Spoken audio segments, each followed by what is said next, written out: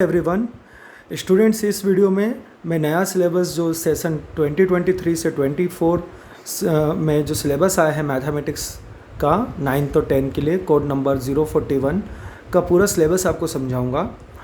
कुछ बच्चे अभी 9th का एग्ज़ाम दे चुके होंगे और 10th की क्लासेस अटेंड कर रहे होंगे, उनके लिए भी ये बेनिफिशियल है। और जो बच्चे अभी 9th क्लास में गए हैं उनके लिए भी ये बेनिफिशियल वीडियो है, क्योंकि मैं इसको बिल्कुल डेप्थ में डिस्कस करूँगा। हो सकता है मुझे ज़्यादा समय भी लग जाए इस वीडियो में। ठीक है, तो आइए शुरू करते हैं। The syllabus is the subject of mathematics and has undergone changes from time to time in accordings with growth of the subject and emerging needs of the society. देखिए, अगर मैं आपको ज़्यादा डेप्थ में समझाना चाहूँ तो मैं ये बोल सकता हूँ कि सीबीएसई बहुत ज़्यादा सिंसियरली 3 मेन सब्जेक्ट पे फोकस करके रखता है, जो कि मैथमेटिक्स, साइंस और सोशल साइंस है। तो अभी इस वीडियो में मैं मैथमेटिक्स के बारे में बात कर रहा हूँ, नेक्स्ट मैं साइंस और फिर सोशल साइंस के बारे में भी बात करूंगा। और ये बिल्कुल डेप्थ में बातचीत होगी, मतलब किसी बच्चे को किसी भी तरह की जो प्रॉब्लम आती है सिलेबस को लेकर के, वो प्रॉब्लम सॉल्व हो जाएगी इस वीडियो को देखने के बाद। अब प्रॉब्लम सबसे बड़ी क्या आती है, बच्चे ये सोचते हैं कि जो भी हम चैप्टर पढ़ रहे हैं उसका रियल लाइफ एप्लीकेशन है या नहीं है। तो एक चीज़ मैं बता दूँ, जो भी सीबीएसई में बैठे हुए पर्सन हैं जो बुक के बारे में कुछ चीज़ें डेवलप करते हैं, करिकुलम डिज़ाइन करते हैं, वो बहुत पढ़े लिखे लोग हैं और वो ये कोशिश करते हैं कि बच्चों की ओवरऑल ग्रोथ हो पाए, इसलिए अलग अलग वेराइटीज़ ऑफ चैप्टर्स दे के रखते हैं। आप अगर शुरुआत के 2 पैराग्राफ पढ़ोगे तो आपको ये बात समझ में आ जाएगी। जैसे सेकंड पैराग्राफ की लास्ट सेकंड लाइन लेता हूँ मैं, for motivating the teacher to relate the topics to real life problems and other subject areas, greater emphasis has been laid on application of various concept. आपके ऊपर एक जिम्मेदारी आ जाती है, टीचर के ऊपर एक जिम्मेदारी आ जाती है कि बच्चे को रियल लाइफ एग्जाम्पल के थ्रू चैप्टर्स पढ़ाए। इससे क्या होता है, बच्चा उस सब्जेक्ट को बहुत आसानी से समझ पाता है और प्रैक्टिकली इम्प्लीमेंट भी कर पाता है। एक छोटा सा एग्जाम्पल लेता हूँ, जैसे कुछ बच्चे मेंस्ट्रुएशन चैप्टर पढ़ लेते हैं और पढ़ा हुआ है उनको और टीचर ने बहुत अच्छे से समझाया है, तो कभी इन फ्यूचर उनके घर में सारे सामान को एक जगह से दूसरी जगह शिफ्ट करना है और पेरेंट्स को कोई ट्रक मंगानी है, उसमें सामान रखना है, तो ये बच्चा जिसने मेंस्ट्रुएशन चैप्टर बहुत अच्छे से पढ़ रखा है, ये उनको आइडिया दे सकता है कि पापा इतनी बड़ी ट्रक में आप सारा सामान रख सकते हो। मतलब ये क्या हुआ, एक रियल लाइफ प्रॉब्लम को सॉल्व करने का टेक्निक हुआ। इस तरह से टीचर अगर इसको पढ़ाता है तो बहुत बेनिफिशियल रहता है बच्चे के लिए भी, ना कि सिर्फ एक्सरसाइज कंप्लीट करा दिया और हर एक क्वेश्चन को इजी बना दिया। बच्चा धीरे धीरे, आपको पता है एनसीईआरटी अगर 1-2 बार अगर आपने पढ़ ली है, जो 9th क्लास के बच्चे अगर 1-2 बार आपने पढ़ ली है, तो तीसरी बार जब आप पढ़ते हो तो वो रटने जैसा हो जाता है, उससे कुछ नया अर्थ नहीं निकलता है ना। लेकिन टीचर को कोशिश ये करना चाहिए कि एक बार अगर उसने एनसीईआरटी से पढ़ा दी तो मटेरियल चेंज करके पढ़ा दें, कुछ सैम्पल पेपर करवा दें जिसमें नए नए तरह के क्वेश्चंस हों, या उनको कोई दूसरी बुक के बारे में बता दें जो अच्छी हो, जैसे ऑल इन वन है ना, एग्ज़ाम आइडिया हो सकती है, आर डी शर्मा हो सकती है। ठीक है, चलिए ये बात तो हो गई कि मतलब आपका जो सिलेबस है वो बहुत बेनिफिशियल है। सेकेंड पैराग्राफ में अगर मैं आता हूँ, उसकी पहली लाइन में रीड करता हूँ, आप भी मेरे साथ रीड कर सकते हैं। आप देखेंगे यहाँ पे लिखा था, curriculum at secondary stage primarily aims at enhancing the capacity of students to employ mathematics in solving day-to-day life problems and studying the subject is a separate discipline। मतलब बच्चे की रियल लाइफ प्रॉब्लम को भी वो day to day में जो भी problem आ रही है उसको भी वो सॉल्व कर पाए और इस सब्जेक्ट की गहराई तक वो जा पाए। इस तरह से सब्जेक्ट को डिज़ाइन किया गया है। अब आगे का आप चाहे तो आप रीड कर सकते हैं, मैंने वो ऑलरेडी आपको पहले भी बता दिया कि जितने भी आपको टॉपिक दिए गए हैं वो टॉपिक आपको रियल लाइफ में वर्क कर पाए, आप उसमें आपको कोई भी प्रॉब्लम आती है उसको सॉल्व कर पाए, उसके लिए बनाया गया है। थर्ड पैराग्राफ में आते हैं, the teaching of mathematics should be imparted through activities which में involve the use of concrete material, models, patterns, charts, pictures, posters, games, puzzle and experiment. मतलब कोशिश ये की जाती है कि टीचिंग ऐड लेकर जाए क्लास में, हम टीचर जो है ज़्यादा से ज़्यादा आपको प्रैक्टिकली कुछ चीज़ें को इम्प्लीमेंट करके बताए। अच्छा, अगर टीचिंग ऐड लेके भी नहीं जाता है तो आपको कोई बुक उठा करके बताए कि देखो बेटा ये बुक जो है ये एक हम क्यूबॉइड के शेप में इसको मान सकते हैं, है ना। इस तरह से अगर वो पढ़ाए क्लास में तो बच्चों को बहुत दिलचस्पी आएगी और वो चीज़ों को समझ पाएंगे एग्जैक्टली क्या चल रहा है। अब ये जो ऑब्जेक्टिव्स लिखे हैं ये बहुत इंपॉर्टेंट है। ऑब्जेक्टिव्स का मतलब क्या होता है, जो बच्चे अभी 9th से 10th में गए हैं वो इस ऑब्जेक्टिव्स को अगर पढ़े और ये सारे ऑब्जेक्टिव फुलफिल हो गए हैं, आपको ऐसा लगता है कि हाँ ये सारी चीज़ें मुझे आती हैं, तो आप बोल सकते हो सही में आपने 9th को अच्छे से पढ़ा है। और अगर नहीं आती है तो आपको 9th का पहले कॉन्सेप्ट अच्छे से अभी गर्मियों की छुट्टियों में पढ़ लेना चाहिए, फिर 10th का बाद में पढ़ना चाहिए जब गर्मियों की छुट्टियां खत्म हो। आप आपके होमवर्क भी कंप्लीट कर सकते हैं, जो भी टीचर दिया रहता है कि आपको ये समर वेकेशंस के असाइनमेंट है वो सब भी आप कंप्लीट कर सकते हैं। साथ ही साथ आपको बेसिक्स भी वापस से रिवीजन कर लेना चाहिए, जिससे 10th में चीज़ें बहुत आसान हो जाए आपके लिए। तो अगर मैं इसके 2-3 पॉइंट्स पढ़ूँ जो ज़्यादा इंपॉर्टेंट मुझे जो लगते हैं, आप अगर पहला पॉइंट पढ़ो, consolidate the mathematical knowledge and skill acquired at the upper primary stage. मतलब बच्चे को अपर प्राइमरी स्टेज में जो भी उसने नॉलेज लिया है उसको यहाँ पे इस्तेमाल कर पाए, वो अच्छे से उसको समझ पाए, उसको रियल लाइफ में उतार पाए, है ना। 3rd-4th पॉइंट अगर हम देखें, डेवलपिंग ड्राइंग स्किल्स, मतलब आपको ग्राफ के चैप्टर्स होते हैं जिसमें आप ड्राइंग बनाते हैं, ट्रायंगल्स के चैप्टर होते हैं, कंस्ट्रक्शन होते हैं, सर्कल होते हैं। इससे क्या होता है, ड्राइंग इंप्रूव होती है आपकी। ठीक है, अब मैं लास्ट पॉइंट पे आता हूँ, बाकी सब भी आप रीडिंग करेंगे तो आपको इजीली समझ में आ जाएगा। अगर कोई बच्चा इसमें हिंदी मीडियम का हो तो नीचे वो कमेंट्स में लिख सकता है, मैं उसके लिए सेपरेटली एक वीडियो बना दूंगा जिसमें मैं डेप्थ में एक एक वर्ड का मीनिंग भी वो समझा दूंगा, जिससे आपको आसानी पड़ेगी हिंदी मीडियम के बच्चों के लिए स्पेशली। तो लास्ट पॉइंट देखते हैं, तो to develop an interest in students to study mathematics as a discipline.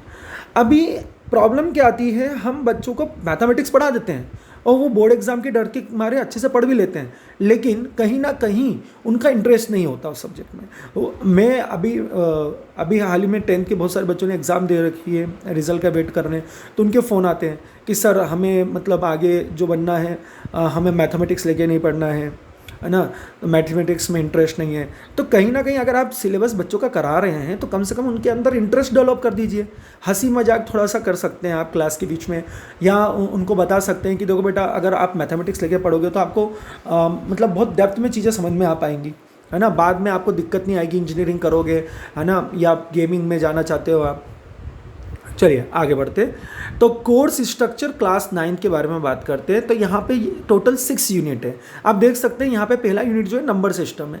अब इधर जब हम देखते हैं मार्क्स के बारे में, तो आप एक कोशिश कीजिए, देखिए सीबीएसई बहुत होनहार टीचरों से भरा हुआ है, मतलब किसी भी स्कूल में जो सीबीएसई में टीचर होता है बहुत होनहार होता है वो। तो सोचिए टीचर इतना होनहार है तो जो बना रहा है सिलेबस वो कितना होनहार होगा।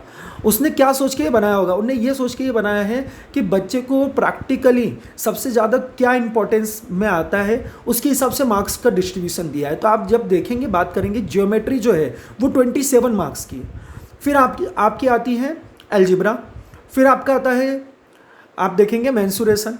ठीक है, तो ये आपको थोड़ा सा पॉइंट आपके दिमाग में रखना चाहिए कि जब ज्योमेट्री क्लास में स्टार्ट हो तो उसको एकदम अच्छे से पढ़ना है, क्योंकि 27 मार्क्स कैरी करता है वो, है ना।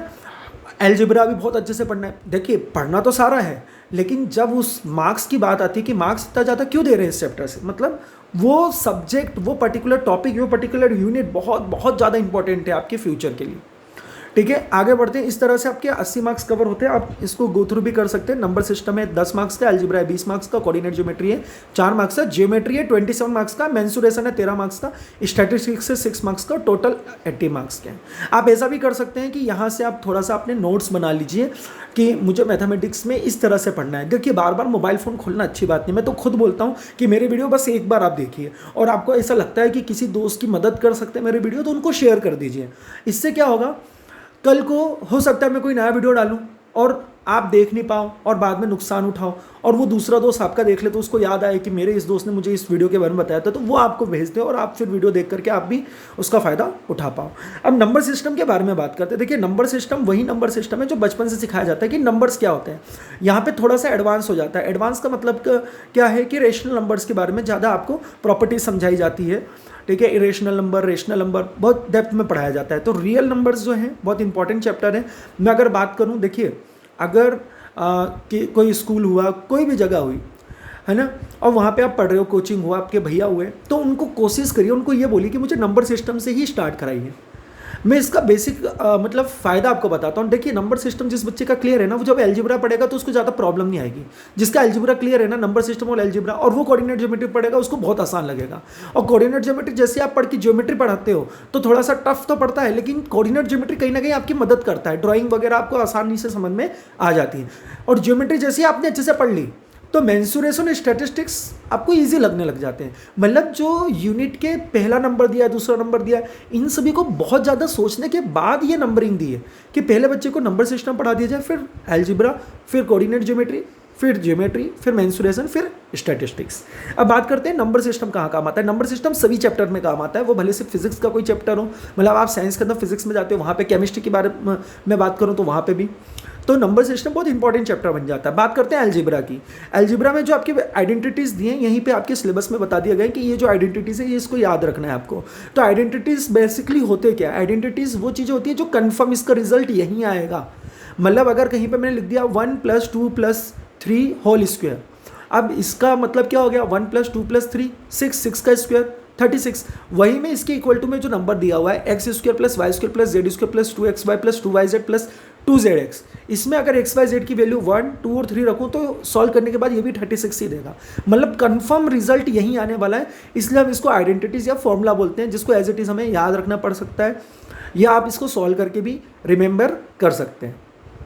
और भी बहुत सारे टॉपिक है, मैं एक एक चैप्टर पे भी वीडियोस बनाना चाहता हूँ, लेकिन मुझे कमेंट्स में चाहिए कि आप चाहते हैं कि एक एक चैप्टर पे भी वीडियोस आए, ठीक है, तो जिससे मुझे ऐसा लगे कि हाँ कुछ बच्चे तैयार बैठे हुए हैं कि उनको पढ़ना है। नेक्स्ट बात करते हैं लीनियर इक्वेशन इन 2 वेरिएबल्स की।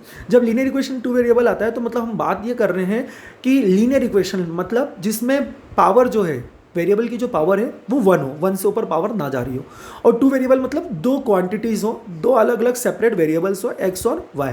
तो इसमें हम चीज़ें देखते हैं, ग्राफ बनाते हैं, प्लॉटिंग होती है चीज़ों की, और आप रियल वर्ल्ड में देखेंगे तो बहुत जगह आपको लाइन की ज़रूरत पड़ती है। तो linear equation in 2 variable real world में अगर देखा जाए तो लाइन की इक्वेशन है। मतलब लाइन को अगर मुझे मैथमेटिक्स में रिप्रेजेंट करना है, किसी लाइन को मैंने ड्रॉ करा है ग्राफ पे और उसको मुझे मैथमेटिक्स में शो करना है, तो मैं इस चैप्टर की मदद से वो कर पाता हूँ, लीनियर इक्वेशन इन 2 वेरिएबल की मदद से।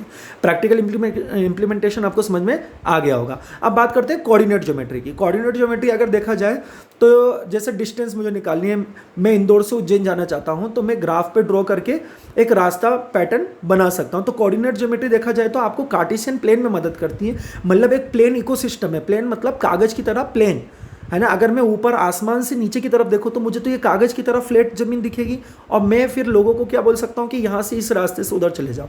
तो इसी तरह से हम कोऑर्डिनेट ज्योमेट्री पढ़ते हैं, जिससे हम चीज़ों के बारे में समझ पाए, मैपिंग कर पाए, मैप बना पाए। अब बात आती है ज्योमेट्री की। बहुत बहुत बहुत इंपॉर्टेंट चैप्टर आ जाता है ये। थोड़ा हमें हिस्ट्री के बारे में, यूक्लिड ज्योमेट्री के बारे में पढ़ना पड़ता है। एक मैथमेटिशियन हुए, उन्होंने थोड़ा सा आइडिया दिया कि ज्योमेट्री होती क्या है, उसके रूल्स दिए, उनको एज इट इज़ हमें याद भी रखना पड़ता है। ड्राइंग के थ्रू आप जल्दी कर सकते हैं। बात आती है लीनियर लाइन्स एंड एंगल्स की। बचपन से आप पढ़ते आए हैं, 9th क्लास में फिर से इसका रिवीजन होता है, लेकिन थोड़ी सी चीज़ें आपको याद रखनी भी पड़ती है। जैसे मोटिवेट में एक पॉइंट मैं आपको बता देता हूँ। इफ़ अ रे स्टैंड्स ऑन अ लाइन, अगर एक रे लाइन पे गिरती है, then the sum of the 2 adjacent angles so formed is 180 and the converse. मतलब अगर एक लाइन है, सीधी रेखा है, ऊपर से एक लाइन उसके ऊपर गिरा रहे हो, तो वो दोनों साइड, मतलब वो लाइन नीचे गिरी एक प्लेन लाइन पे, तो उसका लेफ्ट साइड और राइट साइड दोनों का सम 180 आता है। एडजेसेंट एंगल मतलब आसपास के एडजेसेंट एंगल जो है उसके 180 आएंगे। और सही बात है, क्योंकि वो स्ट्रेट लाइन पे गिरा है, तो स्ट्रेट लाइन पे ही 2 आसपास के एंगल बनेंगे, और स्ट्रेट लाइन पे जो एंगल बनता है वो 180 डिग्री का होता है। जो बच्चे 9th क्लास पास आउट हैं वो मेरी बात समझ पा रहे होंगे, और जो अभी 8th पास होकर 9th में गए हैं, ठीक है बेटा, अगर दिक्कत आ रही है तो कोई बात नहीं, आपके स्कूल में कवर होगा ही होगा। नेक्स्ट आती है बात ट्रायंगल्स की। आप देखेंगे ट्रायंगल्स बहुत इंपॉर्टेंट चैप्टर है। क्या रीज़न है? कई बार जैसे हम बात करते हैं रेक्टेंगल की या स्क्वायर की या पैरेललोग्राम की, अगर मैं बात करूं उसके 4 साइड है, उसको अगर मैं बीच में एक डायगोनल कट कर दूं, डायगोनल कट करने से मुझे ट्रायंगल 2 मिल जाएंगे।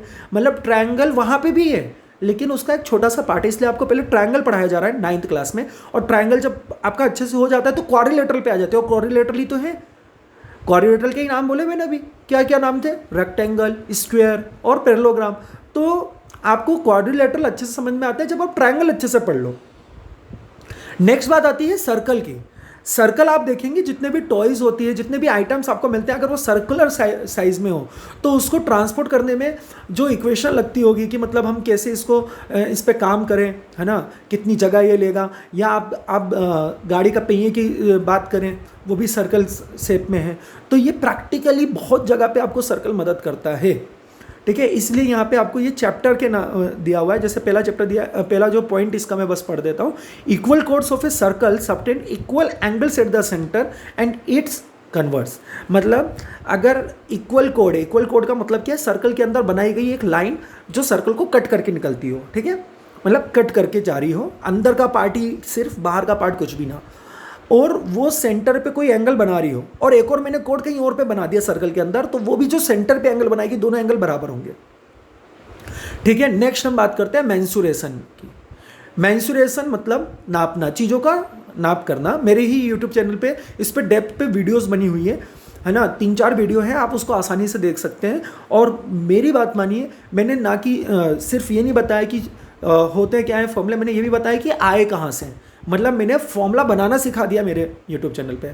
आपके मतलब स्कूल्स में, ज़्यादातर स्कूल्स में फॉर्मूला याद कराना सिखाते हैं, मैंने याद कराना नहीं बच्चों को सिखाया। मैंने पहले बोला एक बार सिर्फ आपको मेहनत लगेगी, आप चीज़ों को, फॉर्मूलों को समझ लो। आप अगर भूल भी जाते हो तो आप ऑन द स्पॉट एग्जाम के ही बीच में वो फॉर्मूले को वापस से क्रिएट कर सकते हो।